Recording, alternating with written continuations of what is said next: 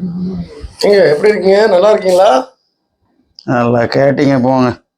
அதெல்லாம் இருக்கட்டும். April 19 election வருது.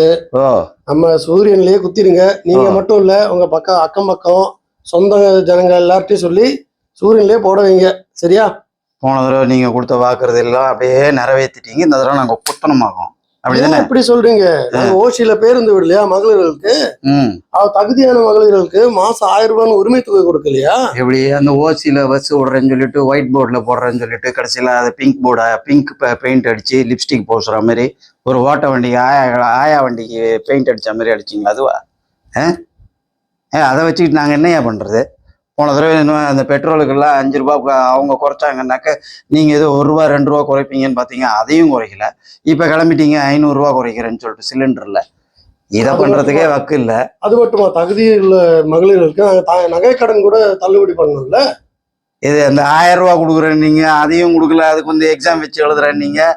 அப்புறம் நகை கடன் கொடுக்குறேன் நீங்கள், 5 சவரன் நீங்கள், எதையுமே கொடுக்கல கடைசியில். இப்படித்தானே ஏமாத்துற வேலை உங்களுது? ஏங்க எப்படி சொல்லிவிட்டீங்க? வேற என்னத்த சொல்றது? சனாதனத்தை ஒழிப்போம், சமூக நீதி காப்போம். நீங்க கடைசியில் வேங்க வயலில் கொண்டு போய் டேங்க்ல கொண்டு தண்ணியில மலத்தை கலந்தா அதை இன்னியும் வரைக்கும் கண்டுபிடிக்கிறீங்க. 19ல் 38 சீட்டு கொடுத்தோம், என்னத்தையா கழிச்சிங்க? ஏன் எப்படி சொல்றீங்க? இந்திய எதிர்த்து போராடணும்ல, புது எஜுகேஷன் பாலிசியை எதிர்த்து போராடணும்ல. ஓ அப்புறம் வேற என்ன? இன்னும் என்னங்க வேணும்? வேற எதாவது சேர்த்து சொல்லிக்கிட்டே போங்களேன், அப்படியே அனுமர் வாலாட்டம். ராமர் கோவில் எதிர்த்தோம்.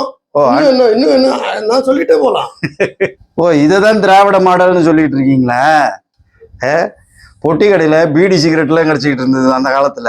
இப்ப நல்லா கஞ்சா கொக்கைன்னு இன்னும் வேற ஏதாவது புதுசா இது என்னது மெத்தம் பட்டமைனா அப்படி ஒண்ணு புதுசா அதை குடிச்சு விட்டா அப்படியே ஒருத்தன் போய் நாட்டிக்கு அப்போல்லோ ஹாஸ்பிட்டல்ல தெரியும்ல, ஒருத்தனுக்கு எந்திரிச்சு நிக்கவே இல்லையே முடியலையா, 9 பொண்டாட்டி கேக்குதான். வேலையை பாருங்க.